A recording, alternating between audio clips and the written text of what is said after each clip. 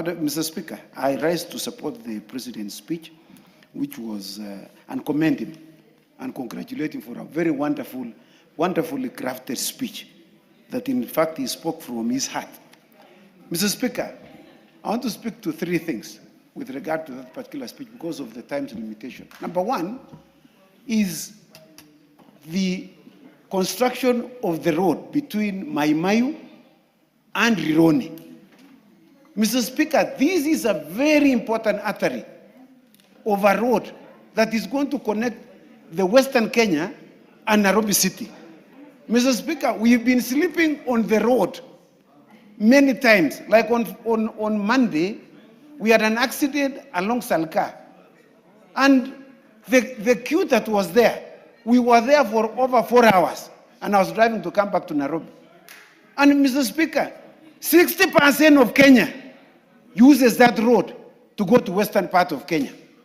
Mr. Speaker, I don't know which other road can be said to be a very major artery in this particular nation. Number two, I listened to someone who just spoke here the other day, because he's no longer the chair of budget.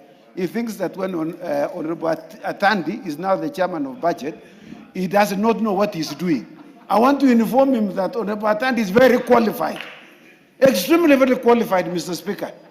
You don't need to be the chairman. You cannot be the only one who can be the chairman of budget so that you can have a good budget. I want to tell you, Mr. Speaker, the Honorable Atandi's budget has been a very excellent budget, Mr. Speaker. We have seen a growth rate of 5.9% this last year, Mr. Speaker.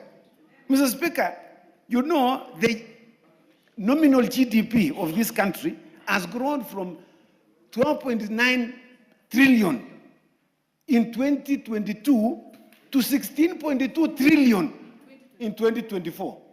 Isn't that a miracle? In 2 years. I mean, people, you know, as Honorable Koski has said, facts are stubborn. You cannot run away from that fact. And I want to tell you, Mr. Speaker, I want to remember the very famous speech of JF Kennedy, when he said, tell the people the truth and you shall be free. And we are telling people the truth, Mr. Speaker, so that they can be free of lies. People who say things that are concocted, things because it is not you, you now want to muddy and muddle facts which are as clear as between day and night. Mr. Speaker, you know, as I do, that the NSSF,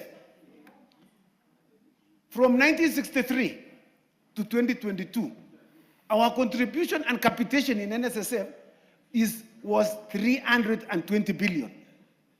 As of last month, the capitation of NSSF is now 640 billion. We have doubled it in 2 years. Mr. Speaker, you know what that means.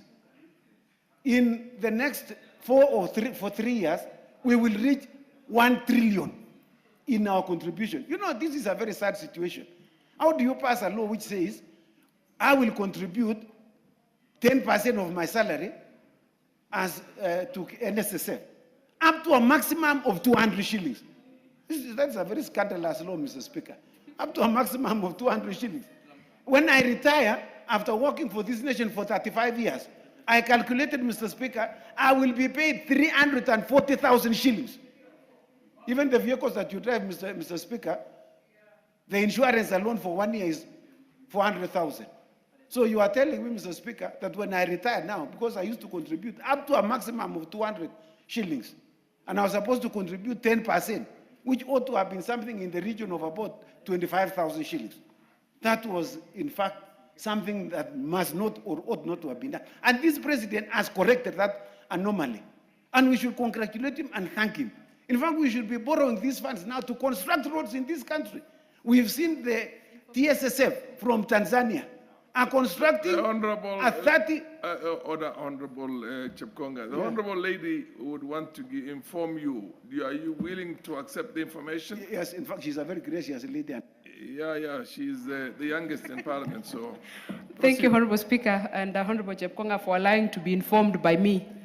Honorable Speaker, picking from the thought of Honorable Chepkonga, where he makes reference to the growth rate of this country in the GDP, Honorable Speaker, he has also slightly made an insinuation about the previous administration. So, Honorable Speaker, like I said in my speech, and I want to be able to, in my contribution, I want to be able to inform Honorable Chepkonga, we cannot cherry pick the years, and we cannot be able to selectively pick out the sectors to be able to analyze so that we can get the situation of the economy of a country. And Honorable Speaker, if you look at the data, in the year 2008, when Mwai Kibaki was the president of this country, we had a growth rate of 0.2% because of the effects of post-election violence. In the year 2017, Honorable Speaker, when Uhuru Kenyatta was president, we had a growth rate of 3.8, which is among the low ones, Honorable Speaker. In the year 2021, Honorable Speaker, we had, because of COVID issues and whatnot, we had an economic drop in growth of negative 0.3% when Uhuru Kenyatta was president.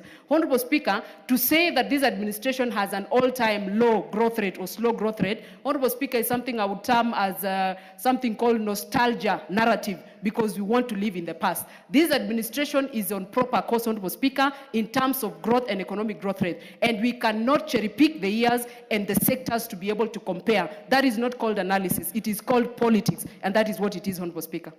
Fair enough, Honorable Chepkonga. I think.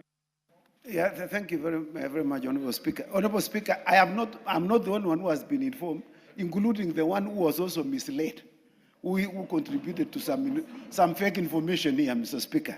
I can see that there is highly technical information from the Honorable, Kenya National Bureau of Standards, real report, Mr. Speaker, from the Honorable Muge, who appears to be more schooled than even those ones who misled us. I want to thank you very much for informing me and informing even the other one. So, Mr. Speaker, I just want to say that we have seen for the first time a tarmac road from Marsabit heading to Wajir. People who have never seen a tarmac road. In fact, they were asking themselves, what is this black thing? In fact, they were going to dig and take it to their house. They were told, no, it's for you to use it. Mr. Speaker, you know, you can imagine some nations, some parts of this country. I know we were with Honorable Wajir to Mandera. Parliament. Not Wajir. Order. Okay. I think you meant Wajir to Mandera, not Marsabit to Wajir. Proceed. Is that the information you wanted to give him? Fair enough. He has the information.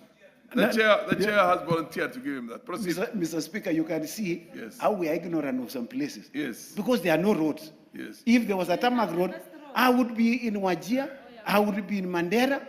There was no reason why I should not travel to this country and become a local tourist.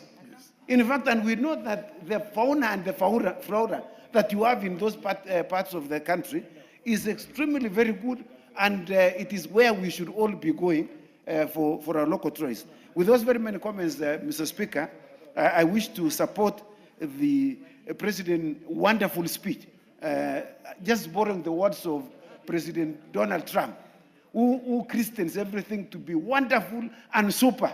And that speech, Mr. Speaker, was also wonderful and super.